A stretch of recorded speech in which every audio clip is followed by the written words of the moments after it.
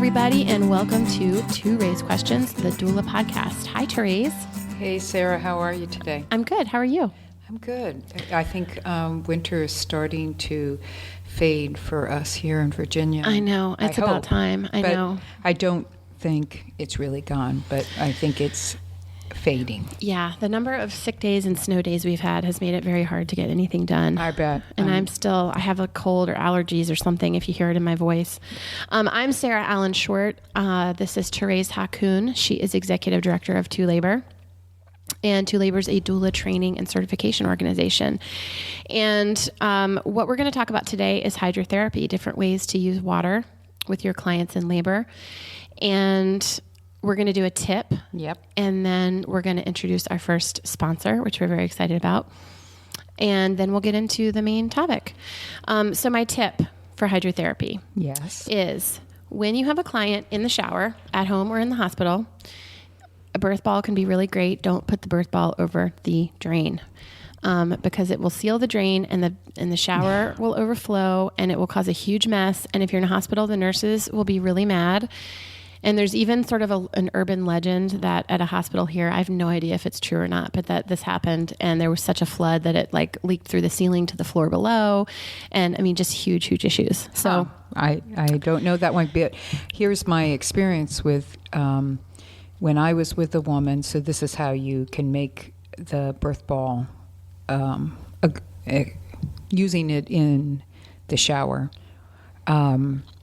The woman was sitting on the birth ball. She had it over the drain just because it just happened to land there. And she could see that the water was starting to creep up. And because there was a lip on this shower. And it wasn't a flat floor. And what she would do is she would be watching the water rise. And as soon as she saw the water rise, she would stand up, pick the ball up off the drain and let the water drain down and then sit back down. Yeah. And she kept doing it. It was her rhythm. It was really, for her, cool. It really became that rhythm and relaxation aspect and ritual. I could see how that would be too much to keep track of. But for her it just, was, it was like breathing to her. But this was what she'd stand up, sit down, stand up, sit down. Yeah. So cool. So that's our tip. Yep.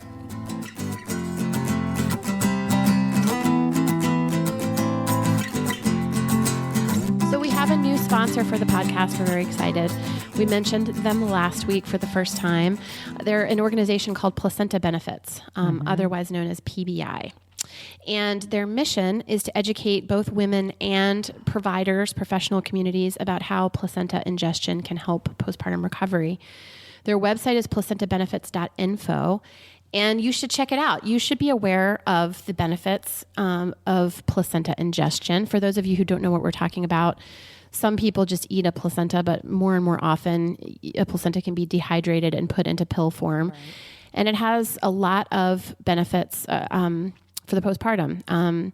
Some proven in research, some anecdotal, more research is going on. So you need to understand this so that you can share with your clients. And when they ask you questions, because a lot more of our clients are aware of this through the media, through other people, and they want information. So this is a good resource to go to. And they've recently launched a new postnatal education and training site for professionals. So meaning you as doulas or childbirth educators or nurses or doctors or midwives. And it's called PBIU, like university, PBI University. And you can look at that on placentacourse.com.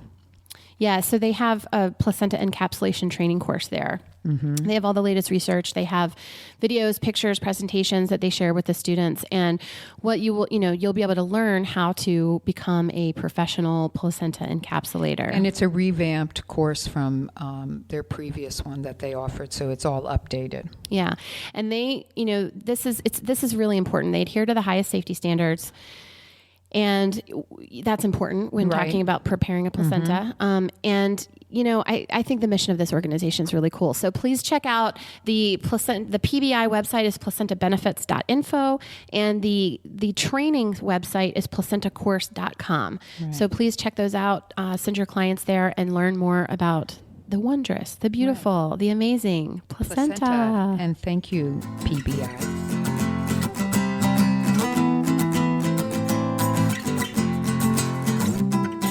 So today, ToRAISE, we're going to talk about hydrotherapy. We got a question from a listener and about tubs and showers and sort of a hygiene protocol. And it made us think that maybe we should just do a short little discussion of hydrotherapy in general. I think this is something a lot of people know about a little bit, but I think we can go over some of the salient points of using water in labor. Yeah, I think that I do think, generally speaking, the majority of doulas are aware of the use of water as a really integral part of labor support. But I don't think a lot of clients are. And I also don't. Some practitioners are and some aren't. Exactly. Midwives usually are. Some doctors are. Right. And I think that the hospitals are much more aware of it now. I think the focus primarily is on water birth. Right. And not using water in labor and not birthing in. I think you're right. I think it has become that because, 10 or 20 years ago, water birth was so rare that everybody talked about get in the tub to labor and get out to have your baby or get in the shower to labor. But now that water birth, it's still rare, I think. In hospitals. But it's becoming more accepted in home birth. It's definitely much more in home births and, birth centers. Going all over the country. I hear it all the time that women have birthed in their tubs at home or at their birth centers in their communities. And we do hear it that it happens in hospitals, but we know it's less likely. But what we have seen is there has been a greater shift, and I can say this especially in the last 10 years, but man, the difference in 20 years of tubs being included in labor rooms, let alone on the floor.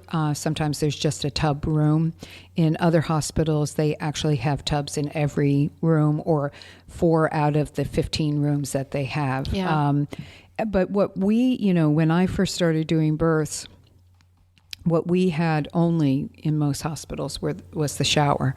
So I first want to just talk about the shower. Well, I actually want to back up. Okay. And I want to start with prenatal because we always focus so much on your discussions prenatally. I want to start with prenatal and then move to labor, which is just have the conversation with your clients. When you're meeting prenatally, they need to know what the options are wherever they're going to deliver. And I think we should talk about where they're going to birth. Not deliver. I think we should talk separately about home and hospitals and birth centers when we get there. But prenatally, there's a lot of hospitals that have one tub and you got to get the right room. There's a lot of hospitals that have one shower that's shared or there's only one room with a shower.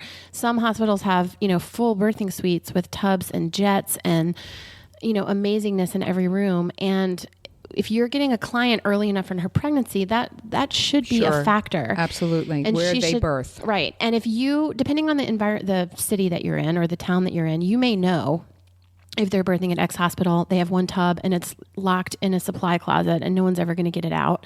Or you may know that they have, good access, or you may know they have 2 rooms with tubs and you have to be there first. You may know that if you're in an area where there's lots of options and you're not familiar with all the hospitals, then they need to ask and they need to find out what they need to do to get access to that. You need to educate them about the benefits of water in labor. Let's talk about that first then, okay? Yeah. I think your points about the need to know what their facility offers is really important, and what the actual rules are around it too. Will they be allowed in the tub or the shower once the water breaks? Right. Will they be allowed? Which they should be. Yes. That's an old-fashioned rule, but it does still exist in many hospitals. And a lot of hospitals, they have it as a protocol, and they are steadfast on keeping that rule intact, and yet there'll be nurses who work there who know that that's the rule and will bypass it just because they also know the research does not show that there's a problem with as long as everything is looking well. But you need to find out if they have monitors that are either submergible or detachable, because if they don't, you're going to have to get out of the tub every 30 minutes so that they can listen to your baby. Right.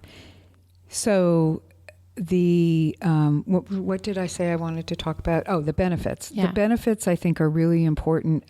Women have to have a clear picture about what water actually does, because I think there is somewhat of a misconception that it takes away pain. Yes. And it's called the midwife's epidural. Yeah. I've heard it called the midwife's epidural. Yeah, I don't think that it takes away pain. I think what it does is, and this just has to be, don't take it for granted that the person you're working with knows this. Just state it. That what it does is that it, in essence, takes the edge off of that pain. When they talk about when a provider or a nurse says, well, we could give you something to take the edge off, they're talking about a narcotic. What it can, water can do, whether it be full immersion in a tub or in a shower, it desensitizes you to that pain. Talk a little bit about the nerve pathways and why that works, because it's stimulating so many of the nerve receptors. Yeah. It's like we talk about in the workshop about the gate control, the gate theory. And, our spinal cord is our main message center. And every, the obvious place that you're feeling most of your contractions and the pain, or however whatever anybody wants to call it, is in that pelvic region, in the abdominal region, in the uterus. And so those nerve receptors all in that region are being triggered by the contractions and the movement of the baby. And it's traveling up the spinal cord, up to the brain. And it happens in milliseconds. But if we can slow it down in some way, if we can make that pain message reach the brain in a slower fashion, kind of like being stuck in rush hour traffic, we can change that pain message so that it's not so large. And what water does is, the skin is our largest sense organ, and you're impacting the skin with all of that pressure of the water, the soothing of the water, the beating of the water on your body if you're in a tub that has jets or a shower. And most people, when they get into water that is the right temperature, their bodies relax. They don't tense up. And so you're getting the relaxation benefit just of water flowing, but it's also reducing that pain message because it's slowing the message down. Back in the days, we used to only have showers in hospital facilities. And again, that may be all that is offered in the hospitals that you go to. Use it. Use it. We were talking to a doula the other day about the labor. She was with a woman, and I liked it. She was saying they got in the shower for this period of time, and I thought, that's great. It's not we got in the tub, we got in the shower. To me, the tub seems to have become the gold standard.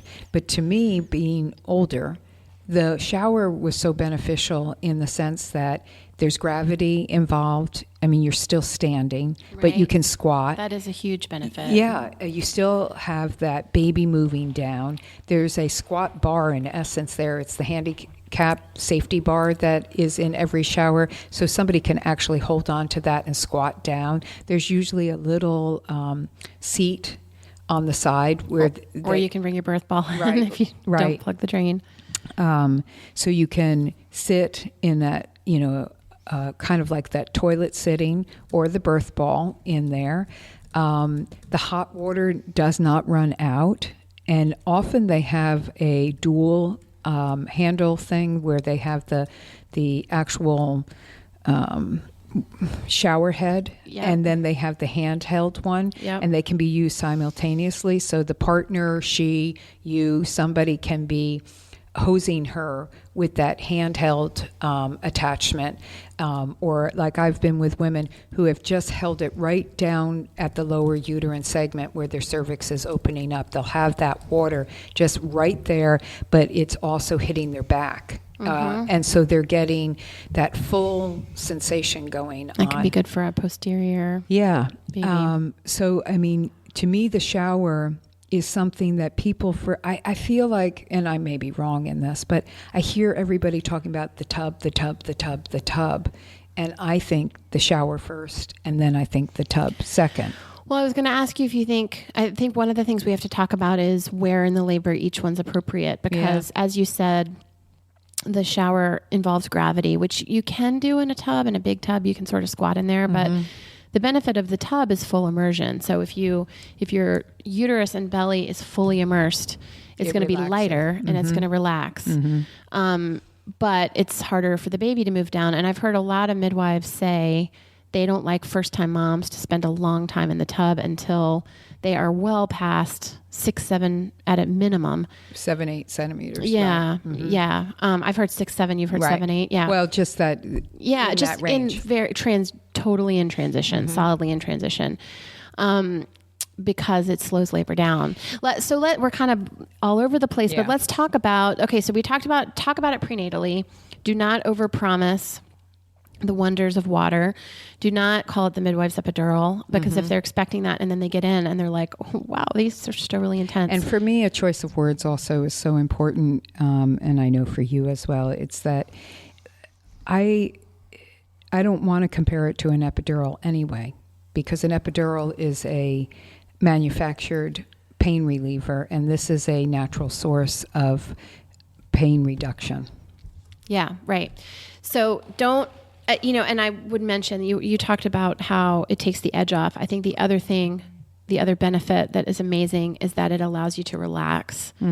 I've seen women have contractions actually increase in intensity once they get in the water, increase in speed and intensity. I've seen this happen a lot. And they think they're going to get in the tub or the shower and they're going to feel all this relief, and it gets harder because they're relaxing and their labor's progressing. And so it gets harder, and then they feel sort of overwhelmed because they were thinking it was going to get easier. But what it does usually do is allow them to rest between contractions. And I'm sure you've seen this. I'm sure many of you listening have seen this. A woman will be in heavy, full transition contractions 2 minutes apart and just completely fully asleep in between contractions in the tub. And that's the gift of that is. And that's where, the tub. So just to finish up with the, the shower I kind of finished with. So, make sure you tell your clients about shower and tub. Right. And then the tub, what you're bringing up, initially what you brought up was timing. And this is a big question, and I get this question all the time at workshops. When is it too early? When is it not? Time. Yeah. When is it too early? And, it's really a hard question. And I understand that the norm, quote unquote, is that 6, 7, 8 centimeters before you get in. You want the tub, not the shower. In the tub. You want to be more in transition period of time, and that hopefully this will slide you through the transition and bring you to pushing. That we used to say, get them in the shower, get them in the tub in transition, and they'll come out pushing, ready to push. And so that's the ideal time, because that's also the time when most women are saying, oh my God, help me. And they're more likely in a hospital setting to want to ask for the epidural. But this is a good choice. But that said, you brought up how sometimes women will sleep in between their contractions in the tub. You can't really do that in a shower, obviously, unless somebody is sitting there with you and you're sitting on the birth ball and they're leaning into you safely, would be the only way. So it can be used earlier in labor to give a resting period of time as well. Say a woman is having a labor that's moving along steadily, but it's taking time. Say it's a first-time mom. It's taking time, and she's been doing lots of positions with you and doing different things, and she's really tired. Well, the option is let her get in the bed and rest and sleep in between contractions, and you're massaging and helping her during her contractions. Or maybe you want her to get in the tub for a good 45 minutes, no more than an hour, and let her just recoup and regroup. It's kind of like when they say, let's give you an epidural and give you some resting time so your body can catch up to what it needs to do. The water could be a source of that as well in the tub. Like, let's give you some rest time, but we're only going to stay in here for about 45 minutes, 30 to 60 minutes. The rule also that goes along with this is that after 60 minutes, after about an hour to an hour and 10 to 15 minutes, if labor hasn't progressed more into that pushing stage, it's time to get out. Even if it's just for a stand up above the water or get out and go to the toilet or do other positions, but it can relax even the most active labor too much that it can slow it down, and you need the body to be stimulated again. So this is an important point, I think, to bring up, especially with the tub, but also with the shower. I think you need the care providers. Well, what do you think? Do you think you need the care provider's permission, to use water? I think if you're in a hospital or a birth center or wherever you're birthing with this woman, I think that you should never just assume it's okay just to get in specifically a tub. The tub is the bigger deal. Usually the shower's okay, but I just feel like it helps if you run any major thing by the care provider, unless you don't trust them. Well, I usually would say to a nurse, for instance, if she was in the room, I might say, we were thinking about getting up and using the shower next. You okay with that? Yeah. And when I have said that, they're always like, yeah, that's fine as long as she doesn't have the baby in there. If she starts to feel like she's pushing, let us know, get her out, because we don't want to have her have the baby in the shower. If it's time to get in the shower and the nurse is not there, the practitioner is not there, what I have done, actually, I'm going to kind of go backwards here a little bit. My communication with whether it be the doctor, the nurse, the midwife, may or may not be, this may or may not be directly from me. It could be from the client. But say it's me, and we're at the hospital early. We're in the hospital. She's laboring. The nurse has done all the checking in, blah, blah, blah, blah, blah. She's going to leave now to go back to check on other people. She said, I'll be back in, 45 minutes to do the assessments again. I am checking in at that point, I might say to the nurse. So we were considering using the shower perhaps somewhere during the labor.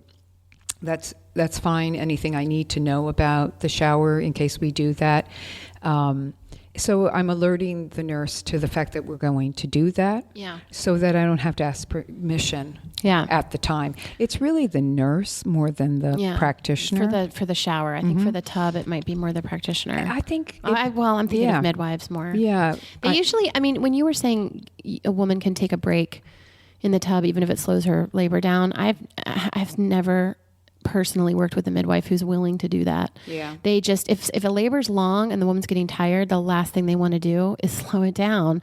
And I find the midwives that I work with have very strong opinions about when the tub is used. They don't want it too soon. They don't want it too late. They don't want it too long. They don't want it too short. And so, but a doctor may not, some doctors may not have the same. And I think you're right, Sarah. I think what most people have been taught about using the water and what the midwives are therefore referring from is don't use it until it's time to get the baby out. Right. It's that last end of the part. And so, we don't even if it's not a water birth. Right. Right. I don't think you have to argue it. Yeah.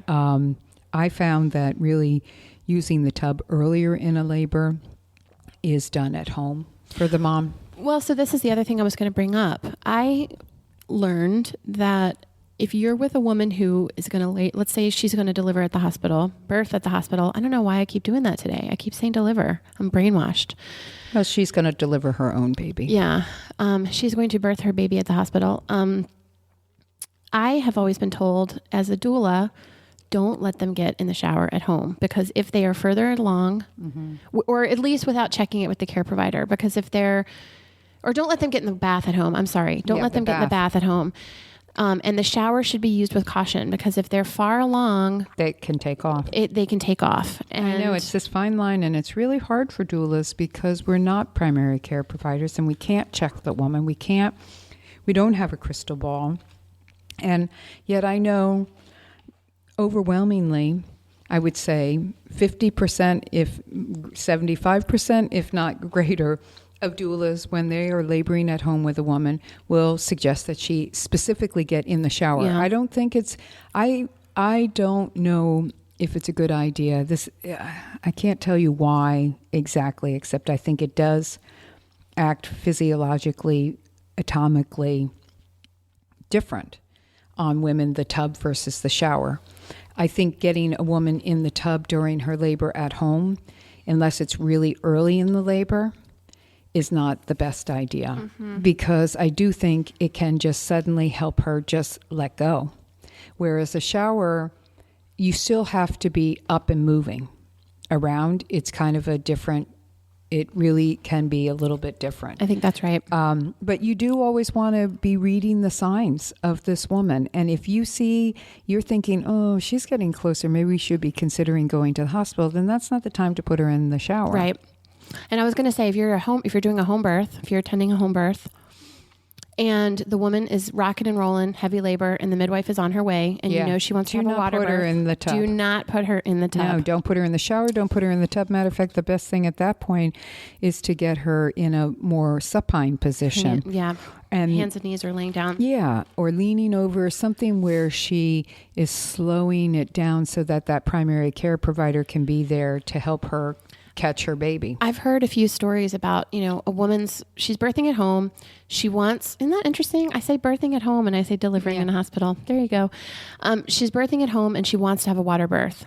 And things are moving quickly. The midwife's on their way, and the doula's like, well, I know she wants to have a water birth, so we're going to get this show on the road. We're going to fill the tub and get her in there so that she can have the water birth that she wants. You can fill the tub. Do not put her in there. And don't sit her on the toilet. Yeah. Yeah. Okay. So one other thing, we're jumping all over the place, but that's fine. In the hospital or at home, the shower can be a really nice time for the partner to have some alone time, which can help a labor.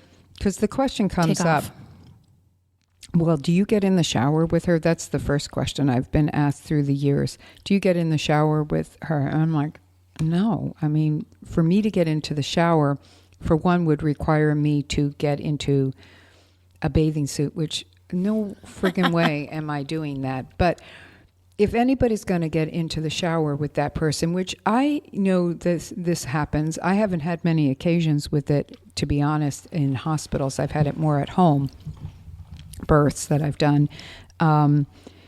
The partner would be the person. So you do want the partner to remember to bring some kind of swimming trunks with them for the labor, unless they feel comfortable being totally naked in front of anyone else that might come in too. So I don't get in the shower with them, but I have many times supported a woman in the shower. Oh, by absolutely. Standing on the outside and putting pressure on her back or whatever. And what I was going to say is it can be a great time if a labor is kind of not picking up, if it's kind of stalling out a little bit. Sometimes if you we've talked about this, I think, a million times on this podcast. It's like one of the most basic tricks in the doula trick bag. Send the partners in the shower together, turn the lights off, put some Christmas lights in there, and leave them alone for 30 minutes. Just be outside the door and tell them, I'm right outside the door. And then literally be outside the door so you can be listening to, is her tone of voice, is her moaning, is her exclamations during her contractions changing in any way? Are they calling your name? I mean, you don't want to even be across the room. You can just sit down on the floor at the door. Or you can be, if there's a curtain, I have done this also where I have stayed in the room. I'm kind of, I don't have to do this, but it's knowing your client that they want you that close by, where I've leaned up against just the sink and given them the privacy and occasionally hearing them and saying, you're doing really good, giving them that affirmation. You doing okay still in there? Making sure that they know that I am paying attention without being invasive. So yeah, I don't think you have to be fully present. I don't think you need to be in that place in the shower with them. And like you said, you could be applying pressure on their back. So you want to be aware of, this is self-care also. You may end up really wet, but what are you going to do about that? I mean, can you, do you have something to change into real quickly after you get wet if Right. need be? Otherwise, you're just wet, and you're wet until you can get dry. But try not to get too wet. And let them labor and have that time to themselves. Like you said, it can help make a labor move along, or if nothing else, it gives them catch-up time and feeling that they're doing this together. And alternately, if partner is exhausted and tired and needs a break, that can be a time for Good point. him or her to get a break while you do back support and pushing and stuff. And I mean, it can be challenging. Those of you who have done it, those of you who have been leaning on someone's back while they're in the shower, you try to do it in the most ergonomic position, but it's just exhausting. So the partner gets exhausted too. So, so either a good time for them, good time for you to give partner a break. So he or she can go get a cup of coffee. Or close their eyes. And darkness is great. Christmas lights in the bathroom are great. I think we've covered shower stuff. The mom can wear her sports bra in the shower. A lot of moms, in early labor especially, or middle labor, are still modest. And so, I find that moms don't care what's below their waist because they can't see it, but they are modest about showing their breasts. Yeah, they don't care at all about I think their... it's protectiveness also. That vulnerability is still there, even in women who seem to be very in their right brain. They can still feel those breasts are, still not, they're for the baby. They're not for everybody else at that point. And then with the tub, again, it goes back to knowing what the protocols are around the tub and the use of it. And more than likely, in most hospitals, they will want the woman out if she starts to feel pushing at all. Yeah. They want her out. And you really should be respectful of not causing it to be something, therefore, that you don't want the accidental birth to happen in there and you're on your watch. Yes. And if you're in a hospital, there's a good chance that you're going to be the one listening for if she's pushy. And so the signs of being pushy, if she tells you she needs to poop, if you start to hear her contractions have a bearing down quality, I mean, usually you can hear it in a woman's voice. And you don't have to get her out instantly. If you hear that the first time, you can tell her to, okay, so were you feeling kind of like a push with that? And she says, yeah. Say, okay, well, when you get the next contraction, start off by breathing. Don't push until, if your body tells you to push, then, you can give a little push. But if it's just, sometimes not every contraction gives you the urge to push, because the baby can get lower and be hitting the sphincter, but not necessarily ready to be fully in the pushing stage. And first-time moms, are more likely to have a longer pushing stage, not always, of course, but more inclined to. So the rush to get them out isn't as eminent as the multip, who may, be having 2 to 3 contractions before she births her baby. So you want to be thoughtful about rushing somebody out that may still benefit from being in the water for a little longer versus a woman who is now going to birth her baby and you're rustling her out of the water very quickly in order for her not to birth in the tub. Another, one thing though I do want to bring up, this was a question that a listener wrote into us, and I'll just read you her question was, she said, during my training, I don't know who she was trained with. I was instructed to be very careful when a mother is in the tub or shower. You may not know a woman's full medical history, and putting my hands in the water could be dangerous for me if the woman has any infections or other diseases. However, I've recently heard a lot of other doulas say they bring swimsuits to births to get into the tub with the mother. What are your thoughts on getting into birth tubs or showers with mothers? Well, I already mentioned with mothers, I think it's the partner's role, and I think exactly the same about tubs. I could see you thinking you need to get into the tub or a shower with a single mom, but that's another conversation. A single woman, a woman who is not have a partner, but even that circumstance, I would question actually physically getting in there. There are ways to support someone in a tub without having to be in there and in the shower. We already talked about that.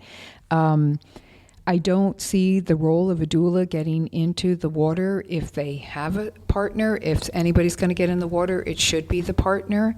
And for me, it would be too intimate. It would be too, I don't know, I guess there's a borderline unprofessionalism to me about getting into a bathing suit and getting into the water. And I'm not sure if that's just because of the attire that you have to wear, because birth itself and labor in birth is very intimate and you're in many interesting positions with people. But I think there is that line. And going to the infections or other possibilities, obviously you're going to come in then to direct physical contact with fluids that are leaving this woman's body. So yeah, universal precautions are supposed to be always being used during a labor because of those bodily fluids. So to immerse yourself in the water just isn't good health sense. You can't fully protect yourself from that. So my input, my thoughts are in response of what your thoughts are getting into birth tubs or showers with mothers is I don't think this is something that doulas should be doing or considering doing, except in rare circumstances. I know a doula who told me she was the doula for her sister's birth. Yeah. And so it was a family member, even though she was the professional. And because that reminds me of when I spooned my sister-in-law during her labor, which is not something I would do with a regular client. And the reason she wrote it in her certification packet in one of her evaluations about how she got in the tub. And I questioned, why were you in the tub? And in her response, she said, this client was my sister. And I felt very comfortable being in the water with her, and she wanted me there, even though her partner was also in the water. They had a very large aqua doula tub that gave them all plenty of room, which sounded a little too crowded for me as far as a birthing mother. Let's talk about, actually, let's spend a few minutes, and then we can wrap up. Let's spend a few minutes on home birth. Probably if you're doing a home birth, your midwife is going to give you guidance on tubs. Yeah. If you have a tub in your house, it's not the best. No, but it depends on the tub, though, because I've done home births where people have those wonderful big jacuzzi tubs. Yeah. And I will tell you, as the birth assistant there, as the midwife's assistant there, I love those tubs because the cleanup is so easy. You just pull the drain and everything goes down. I know. Unlike our other birthing tubs that we have to pump out. Yeah. So I was going to say, but like a 15-inch. No, a regular bathtub. Tub. No. I mean, it's better than nothing, but you can't. You're not going to submerge the uterus. Can't. And you can't open shower. You can't open your legs wide enough. Yeah. So you're probably I've seen people use baby pools. Now those, you're not going to get very deep. No. You can open up wide, but you're not going to get very deep. And there's a lot of risk of spillage because the sides are soft. There is the aqua doula. There's a few things you can buy or rent online. Yeah, there's birth in a box. No, birth. Yeah, that you can look up the different brands that make. Yeah. So, but I think mostly the midwife is going to be guiding the client on. Some midwives have tubs they loan out that, or rent. Yeah. And some doulas, that is part of their package. They rent out labor tubs to people or other childbirth educators, so you can find out what the resources are in your community. But with the home birth, you really want to be not dictating how it's going. You want this woman and her partner discussing their options and choices with their provider, right, who more than likely is a midwife, and what their choice, what they feel comfortable with. And maybe that midwife will say, hey, I'm open to whatever you want to do. I'll work with you. And then that's where you can be a better resource for that person. And then again, it's worth mentioning, you already said this, but worth reinforcing, water birth and water labor are not the same thing. No. You can be planning a water birth or not planning a water birth, and you can still use water during your labor. In the hospital, my experience is most hospitals are not going to allow, quote unquote, allow water birth. We have one locally that sort of says, we do not allow water birth, but every once in a while, you just can't get out in time. And it's sort of a wink, wink, nudge, nudge. The midwives and doctors there know if everything's going really smoothly, and they will try to get the woman out. Mm-hmm. But they've also had like hundreds of babies born in the water there. So they're not always trying that hard. But that's another thing to just be aware of. Most of the time you are going to want to get the woman out, and they should be aware in their prenatal investigation period of whether a water birth is even an option, but separate the two entirely. Yeah, because that is, as I already mentioned at the beginning, it just seems people get fixated on, I want a water birth. The hospital won't allow me to have a water birth. I don't know how I'm going to labor, and thinking that the two are the same thing, and they're not. We have plenty of ways to use the water. But bottom line is this, and I've always said this, the water should be a go-to tool for a doula. It's when you are with a woman and she's thinking, I can't do this, and I want an epidural. The next thing that should be coming out of your mind is, let's try the water, either the shower or the tub. Let's get in for a little while and see how it feels. And let's give it a little bit of time and see if it helps you. And that is the greatest gift, because otherwise, more than likely, she will end up with the epidural if you can't help her get over that place. So I love the water. And the good news is, in comparison to years ago, I think I've told this story before, but I remember being at a birth, and I would say probably now 15, 16, 17 years ago. And there was a shower in the labor room, and I was working with a really great nurse. Really liked her. She was very supportive of this woman's idea that she wanted to give birth unmedicated, which back in those days, like these days, was uncommon.